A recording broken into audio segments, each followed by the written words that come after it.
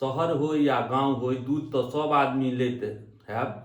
और जिनका अगर कहबै जे यौ दूध कनी पानि मिला ले, तो कहता है नहीं हम किया पानि तानि मिलेबै, हम नहीं पानि मिलेबै। तो ई मशीन मंगेलहुँ फ्लिपकार्ट से 199 रुपैया में। अहूँ सबके देखबै छी जाँच कऽ जे दूध में कतेक पानि छै आ कतेक दूध छै। आब ई मशीन खोलै छी। हाँ हैया देखियो ई मशीन है, ई जे लाल छै अतऽ तक अगर अहाँके छै तऽ सही दूध भेलै। एकर बाद अगर ई डूबि गेलै, एतऽ आबि गेलै, एतऽ चलि एलै, तऽ एहिमे अहाँके पानि मिलायल छै। हैया ई लाल छै ने एहिठुन, हैया लाल छै, एतऽ तक अगर छै तऽ ई दूध ठीक भेलै। ठीक छै। आ एकर बाद ई डूबि जेतै, तऽ डूबि जेतै तऽ ई दूध ओतेक पानि छै। हाँ एना तऽ मानि लिअ कहै छलियै तऽ स्वाद अगर अपने बुझामे एना खेबै अहाँ दूध तऽ अपने बुझा जाइ छै जे दूध केहन छै।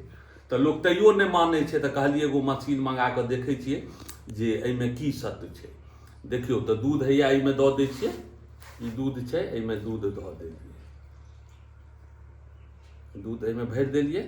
आ भरलाके बाद देखियौ ई दऽ देबै तऽ ई अगर ई लालसँ ई डूबि जेतै तऽ दूध छै, मतलब दूध नहीं। ओतऽ तक छै तऽ दूधे छै, ओहिके बाद छै तऽ पानि छै। देखियौ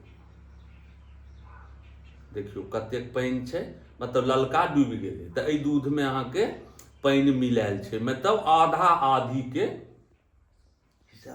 हिसाब छै एहि दूधमे। ठीक छै। तऽ ई ओहिए दुआरे ई जाँचऽवला लेलिए। देखियौ एतऽ ई छै। आब अगर मानि कऽ चलियौ ई दूध छै, आब एहिमे ई एकरा हटा दै छै। देखियौ कतऽ तक डूबि गेलै, हैया एतऽ तक 10 तक आबि गेलै। तऽ मानि कऽ चलियौ जे 25 तक रहतै तऽ कनिक दूध, 20 तक, 15, एतऽ 10 तक चलि एलै ई काँटा। ओकर मतलब ज़्यादा एहिमे पानि छै मिलायल।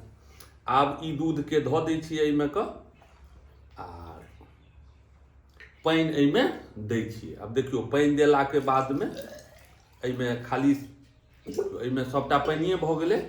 आ पानि भऽ गेलै तऽ आब ई एतऽ तक डूबि जेतै पूरा, पानिमे पूरा डूबि जेतै।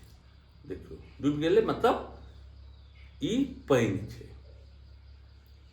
ने, हैया एतऽ तक डूबि गेलै, एतेक तक मशीन छै ने, ई पूरा पानि छै तऽ ई पानि छै। आ देखेबे केलहुँ हेँ जे दूध अगर छै तऽ ई लाल तक छै।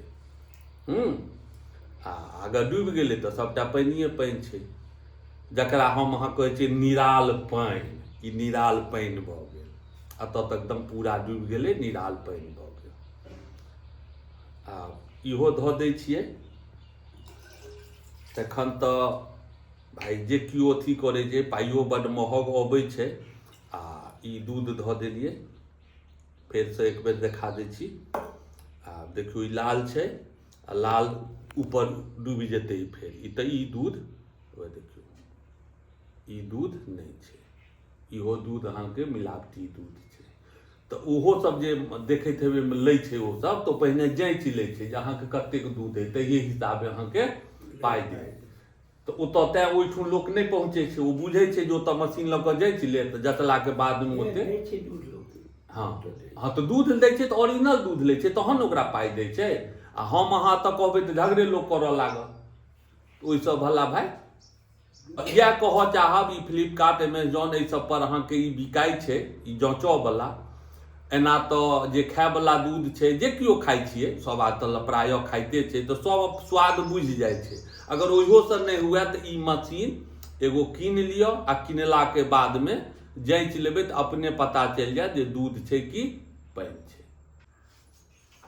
अगर दूधवला सबके कहबनि जे यौ गड़बड़ दूध अइ, तऽ ओ कहता जे नहीं 60 रुपये अगर दूध लेबै तऽ अहाँके नीक दूध हैत। तऽ ठीक अइ 60 रुपये मानऽ लए लोक तैयार अइ, 50 अगर कहलकै तऽ मानऽ लए तैयार छै। 1-2 दिन बड्ड सुन्दर रहत मिलाजुला कऽ, ओकर बादमे हैया देखिए रहल छियै इएह लीला होइ छै। आ कहि दियौन तऽ मानऽ लए तैयार सेहो नहि रहि जाइ छै जे हम पानि देलियै। लेकिन ई मशीन जे देखाइए देलहुँ हेँ, पानिओ जाँचि कऽ देखा देलहुँ हेँ पूरा डूबि गेलैए। आ एहिमे हल्का दूध छै, मतलब आधा दूध छै, तऽ एतेक ई डूबल छै। आ पानिमे देखाइए देलहुँ हेँ जे सभटा डूबि गेलैए। आब एक बेर आओर देखबै छी, आधा दूध दै छियै आ आधा पानि दै छियै। आब देखियौ ई कतऽ जाइ छै, ललका के कतऽ जाइ छै। देखियौ आधा दूध देलियै, आधा पानि देलियै, जेहने दूध छलैया, ई नहि कहब जे प्योर दूध छलैया, ओ देलियै। आब एहिमे ई मशीन दऽ कऽ देखै छियै, देखियौ पूरा डूबि गेलै, मतलब एहिमे जखने पानि दऽ देलियै तऽ पूरा डूबि गेलै। आब दूध एहिमे अंश हल्का छै तऽ ओ देखबै छै 2-3% अहाँके दूध छै, आओर सब पानिये छै। हाँ मतलब जतबे जे दूध छै तऽ वएह देखियौ ने, वएह देखियौ पूरा वएह डूबि गेलै ने, हल्का दूधके अंश छै तऽ हल्का ओ देखबै छै।